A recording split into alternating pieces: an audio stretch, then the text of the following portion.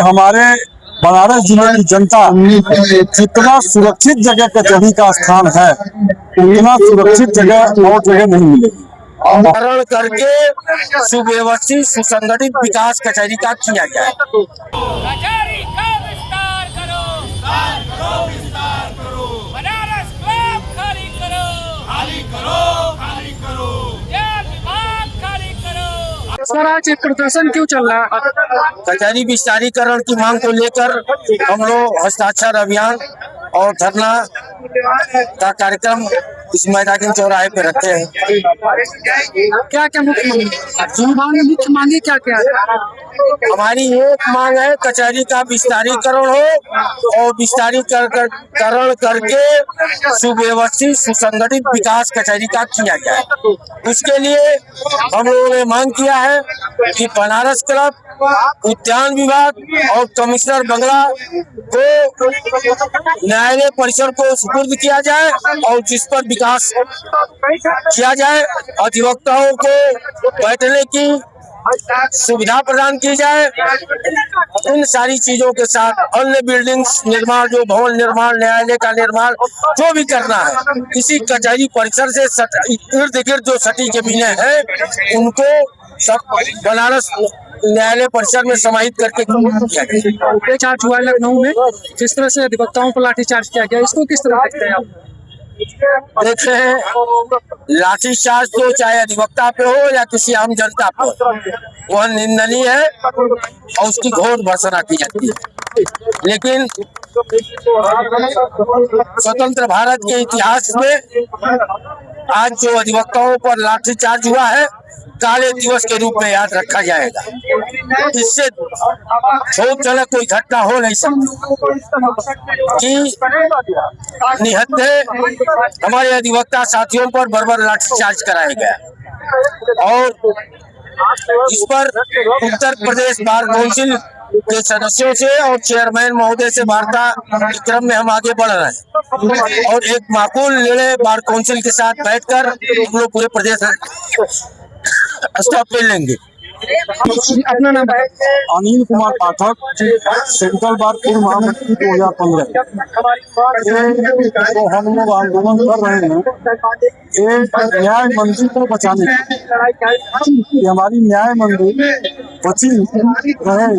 इसलिए अब हम लोग वोट कैंपस से हट करके जनता का भी सहयोग ले रहे हैं कि हमारे बनारस जिले की जनता जितना सुरक्षित जगह कचहरी का स्थान है, उतना सुरक्षित जगह और जगह नहीं मिलेगी।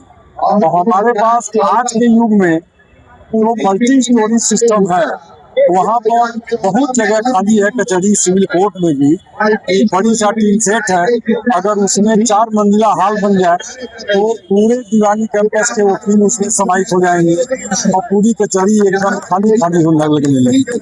रही बात, ये सरकार की अगर मंशा अच्छी नहीं है, ठीक नहीं है, उनको ये लग रहा है कि ये जमीन बहुत कीमती है, जमीन बहुत कीमती है, इनको यहाँ से हटा दिया जाए।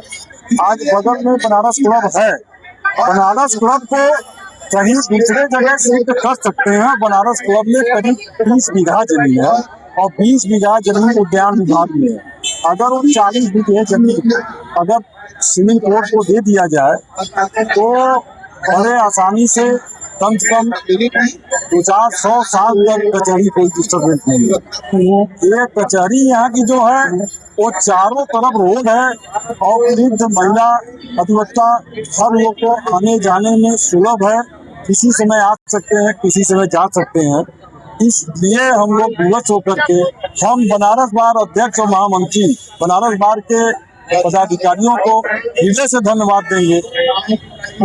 कम से कम ये प्रस्ताव भी हम ही दिए, ये प्रस्तावक नहीं हुआ और प्रस्ताव पर आम सभा बैठी। आम सभा में जितने भी वक्ता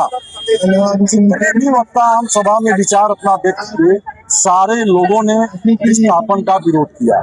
तब जा करके पूर्ण सहमत से ये प्रस्ताव पास हुआ और उस प्रस्ताव के क्रम में हम लोग जो है लौरा डीह पर भी जो है धरना दिए, लौरा डीह के बाद यहाँ पर दिए यहाँ के बाद जरूरत पड़ेगी मुस्लिम वाल्मीकि जी के मंदिर के पास देंगे, हर चक्की चौराहे पर भी जो है अपना चक्कर करेंगे और हम लोग हार नहीं मानेंगे। ये आंदोलन आज जो चल रहा है कब तक चलेगा?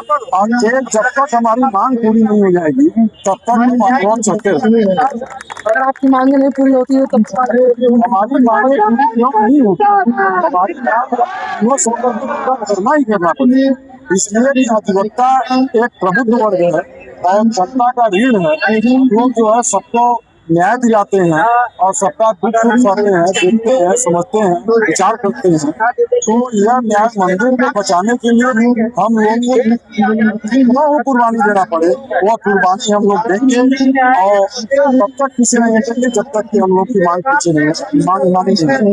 आज लखनऊ में अधिवक्ताओं पर जिस तरह से लाठीचार्ज किया जाए इसका एक तरह से यह कह लीजिए कि अब तानाशाह सरकार इसकी जितनी निंदा की जाए वो कम। आज एक काली कोट पहनने वाले कलम के सिपाही और वो कलम के सिपाही के ऊपर अगर लाठी पड़े तो इससे बड़ा दुर्भाग्य कुछ हो नहीं सकता। और यह लाठी निश्चित रूप से इसका जो है 2027 चुनाव आ रहा है ना, 2027 में उनको इसका प्रतिफल भी मिल। अगर अधिवक्ता आक्रोशित होकर के एक पक्का निकल गया तो आप समझ लीजिए कि यह देश आंदोलन हुआ अधिवक्ता की मदद। अधिवक्ताओं को कोई तनख्वाह नहीं है, अधिवक्ताओं को कोई पेमेंट नहीं है, लेकिन वो अपने आत्मनिर्भर पर, अपने विश्वास पर, अपने दिल पावन के बल पर जो है जनता का सेवा करते हैं, उनका सहयोग मिलता है। यह लड़ाई हम लोग न्याय मंदिर को बचाने के लिए, और यह लड़ाई हम लोग तब तक लड़ेंगे जब तक यह हमारी मांग। 27 चुनाव अभी आने वाला है, क्या लगता है किसके सरकार? देखिए 27 चुनाव जो आने वाली है, 27 चुनाव में निश्चित रूप से यह कहने में संकोच नहीं है, प्रबुद्ध वर्ग तो नाराज है और प्रबुद्ध वर्ग के साथ साथ ब्राह्मण वर्ग भी नाराज है। क्या लगता है क्या वजह है कि नाराजगी का वजह वो स्वयं अपने से जान रहे हैं कि भाई को एकदम एग्जैक्ट जान यह लग रहा है उनको कि भाई हमारे लिए हम इसी तरीके से करेंगे तो हम सरकार बना देंगे।